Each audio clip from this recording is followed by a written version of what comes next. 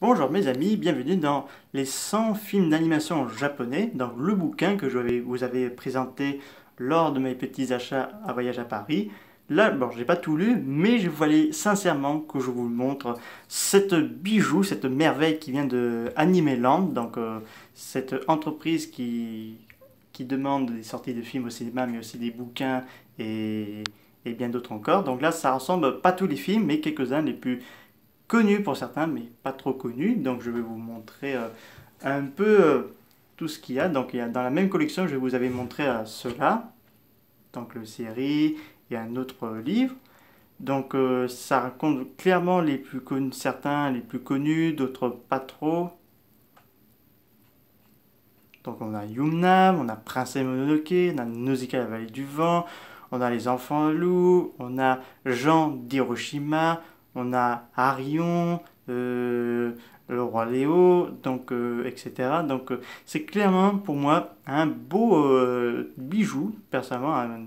Ça vaut beaucoup plus parce que il y a des bonnes choses et parce que ça raconte beaucoup bien, notamment ceux qu'ils ont créés et tout. Je vais vous montrer un exemple. Attendez, je vous trouve une meilleure page.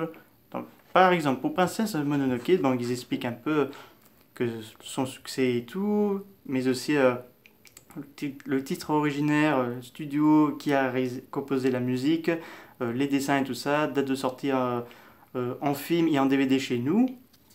Donc voilà, synopsis de l'histoire avec quelques illustrations, mais aussi des infos plus sur le sujet, mais aussi d'autres infos aussi, écologie et girl power.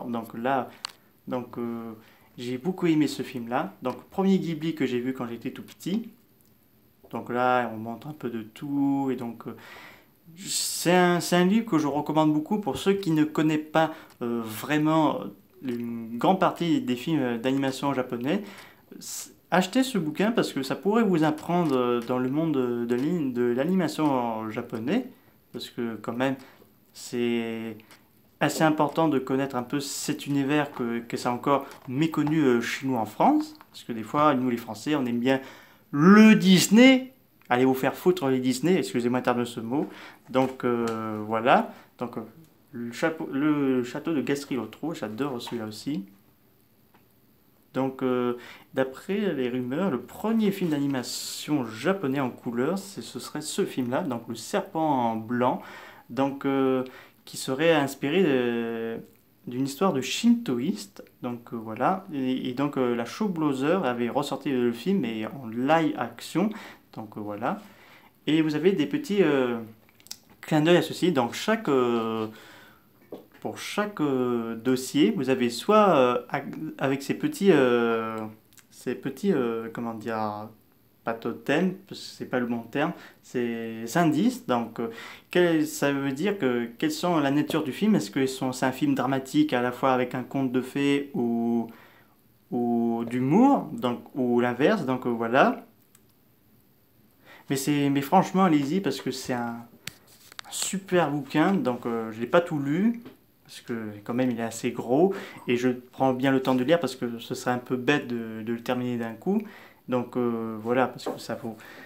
Il m'a pas coûté trop cher. Donc lui, j'avais acheté Anjunku. Je vous remercie Anjunku pour avoir m'aider à trouver ce bouquin qui m'a fait vraiment plaisir de découvrir ces films-là, qui m'a donné envie de collectionner certains de ces produits. Et je remercie infiniment Animeland pour ce bouquin aussi. Et que j'essaierai d'acheter les 100 séries d'animation japonais qu'il faut voir. Voilà. Donc, euh, donc il y a certains films qui sont quand même sortis chez nous chez Kazé, anime.fr, et d'autres au cinéma. Mais on espère qu'on aura plus de films d'animation japonais qui sortira en DVD et en Blu-ray parce que quand même ça vaut le coup quoi. Personnellement, j'ai très hâte de voir que ça va nous réserver. Et j'ai envie franchement d'aller au Japon car oui, j'en en peux plus parce qu'il faut un jour j'y vais pour voir une fois visiter un peu Tokyo, Toho, Ghibli, voilà quoi. Parce qu'il faut un jour que je fasse ce beau voyage. Et personnellement, je ferai que le Japon. Je ne me vois pas moins faire aller au voyage aux États-Unis, qui pour moi les États-Unis c'est un peu bordélique déjà. Pourquoi? Parce que déjà les Américains, enfin les États-Unis on va dire, ça me déplaît. Il n'y a pas la magie, quoi. Tandis que le Japon, ça m'a plus attiré, quoi. Parce que là, c'est par rapport à sa magie, le Kaiju Ega et les films d'animation que j'ai découvert peu à peu. Donc voilà, et des fois les Américains, bah, ils font des fois des remakes qui ne sont pas au top. C'est le cas de certains films. Alors c'est le cas d'un film en live action de chez Netflix, donc par le réalisateur de Godzilla vs Kong, avant qu'il réalise ce dernier.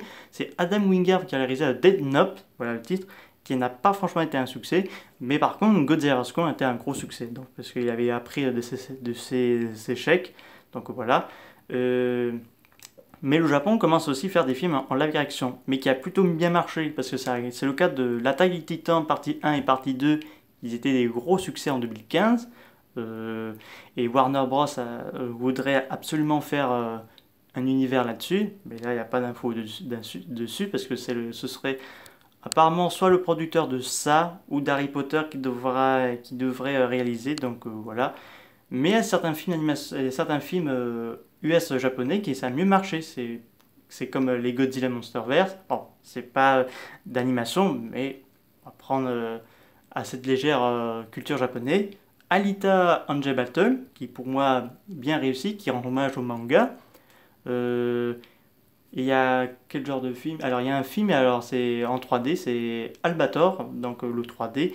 Alors moi le 3D ça m'a beaucoup gêné, donc là c'était pas trop, enfin je connais pas trop bien Albator mais j'essaierai de plus en savoir un peu plus, mais ça m'a beaucoup gêné en voir de la 3D assez dégueulasse, excusez-moi encore d'être grossier, mais quand même ils auraient pu faire un moindre effort, ou au moins c'est pas un film américain.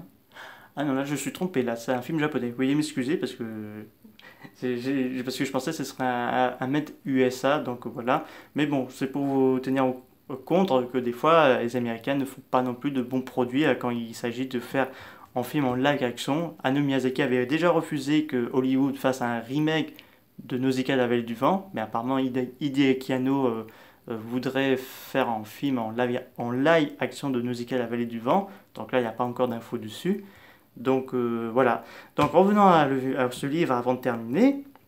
Foncez, il se trouve sur Amazon.fr, Fnac.fr. Donc achetez ce livre et vous vous excusez-moi, vous vous régalerez et vous aurez non seulement de l'émotion pour certains films, parce que j'ai lu pour certains films c'est assez triste. Donc voilà, de l'émotion, de la joie, de l'humour. Donc voilà, foncez. J'espère que ça vous a bien plu. N'hésitez pas à me dire ça dans les commentaires. Je vous dis à bientôt.